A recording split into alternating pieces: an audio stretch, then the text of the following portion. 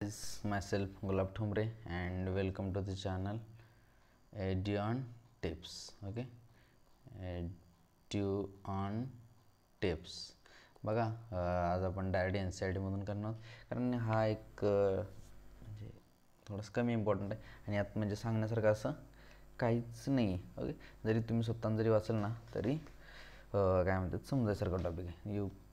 म्हणजे एकदम easy topic आहे. ओके, आता काय म्हणतं आहे, it's possible to make calculation net gain of ATP for every glucose molecule. जेवढं म्हणजे in reality this is only theoretically. म्हणजे हे फक्त आपण काय म्हणतात थेरॉटिकली करू शकतो. म्हणजे आपण रियालिटीमध्ये असं होऊ शकत नाही ना की एवढंच बरोबर ATP वगैरे. म्हणजे कशामुळं, because there is sequentially order pathways functioning with. म्हणजे एकदम suppose next glucose one substrate forming glycolysis, then TCA, then ETS, then हे सगळं एकदम परफेक्ट सगळं झालं पाहिजे. असं होऊ शकतं का? नाही. दॅट्स म्हणजे नाही ना होऊ शकत नाही. एकदम ही सायकल जाईल लगेच ही सायकल लगेच असे नाही होऊ शकत ना cycle. So it's impossible. So not म्हणजे theoretically impossible. The NADH synthesis and glucose is transferred into the mitochondria, undergoes oxidative phosphorylation. None of the intermediates in the pathways are utilized. म्हणजे हे जे इंटरमिडिएट जे form होते ते म्हणजे दुसरीकडे कुठं अदर कोणत्याही कंपाऊंड म्हणजे सिंथेसिस करत नाहीत. असं होऊ शकत नाही. Only glucose is respired. म्हणजे आपण फक्त ग्लुकोज रेस्पायर करू शकतो. बाकी पण घेतो आहे. कार्बोहायड्रेट घेतो आहे, प्रोटीन घेतो आहे, फॅट घेतो आहे. Substrates are entering in the pathway of the any intermediate. म्हणजे मध्ये दुसरं काही असं होऊ शकत नाही. दॅट्स काय म्हणतात जस्ट थेरॉटिकल कंडिशन आहे. हे काय यात ह्याच्यावरती काय क्वेश्चन पडू शकतो जस्ट तरी पण लक्षात एकदा वाचलेलं बरं आहे. So that's it. नंतर but this kind of assumptions are not really valid in living systems. Okay, that's all. यात काय जास्त येईल हिअर जर थेरॉटिकली बघितलं there can be net gain of 38 ATP. Okay, 38 ATP molecule during aerobic respiration. Okay, आता इथं काय हे दिलं आहे दॅट इज फर्मेंटेशन आणि ॲरोबिक रेस्पायरेशनमध्ये हे करू.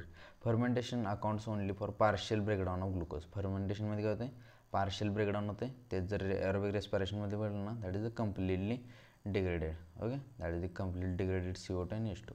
रीज fermentation net gain 2 molecules. Okay, इथं लिहूया काय पार्शियल आणि इथं 2 मॉलिक्युल्स ऑफ ATP आणि इथं जर ह्याच्यात बघितलं तर 38 ATP.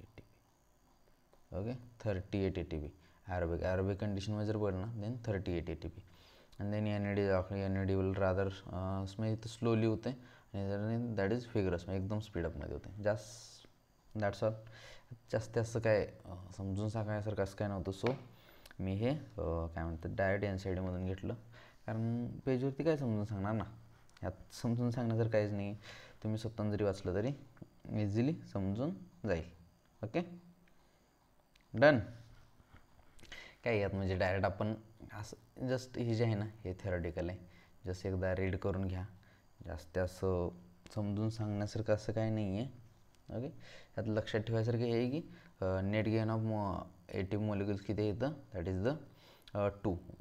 फर्मेंटेशनमध्ये 2 आणि इथं 38 ATP. ॲरोबिक कंडिशनमध्ये देर इज 38 ATP आणि ह्याच्यामध्ये पार्शियल ब्रेकडाऊन हे पॉईंट्स लक्षात ठेवा एखाद्या वेळेस. ओके, पार्शियल ब्रेकडाऊन कशामध्ये होतं दॅट इज फर्मेंटेशन कारण ह्याच्यामध्ये स्टेटमेंट विचारू शकतात. Okay, respiration that is aerobic रेस्पिरेशनमध्ये कम्प्लिटली ब्रेकडाऊन होते.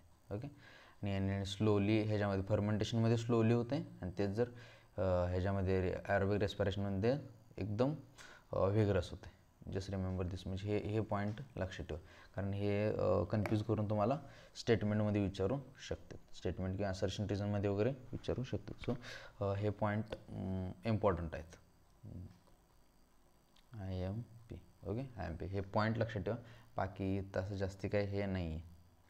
एकदा रीड करून घ्या आणि हे पॉईंट लक्षात ठेवा. ओके, इथं फर्मेंटेशनमध्ये पार्शियल ब्रेकडाऊन, रेस्पायरेशनमध्ये ॲरोबिक रेस्पिरेशनमध्ये कम्प्लिटली ब्रेकडाऊन आणि in fermentation net gain of 2 ATP molecules इथं 38 आणि इथं NAD प्लस फर्मेंटेशन स्लोली आणि इथं figures. That's all. Done. Okay, thank you so much. Bye bye.